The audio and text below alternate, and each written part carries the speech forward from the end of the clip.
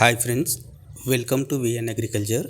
ఈ వీడియోలో అధిక దిగుబడిని ఇచ్చే దొడ్డు రకం వరికి సంబంధించిన ఫీల్డ్ని ఈ వీడియోలో చూపించడం జరుగుతుంది.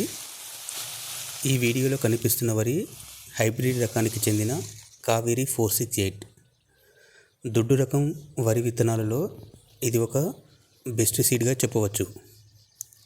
ఈ వీడియో ద్వారా రైతు మిత్రులకు నా యొక్క సూచన ఏమనగా, ఎవరైనా రైతులు దొడ్డు రకం వరిలో అధిక దిగుబడిని సాధించాలనుకుంటే రైతులు ఈ 468ని నిరభ్యంతరంగా ఉపయోగించుకోవచ్చు.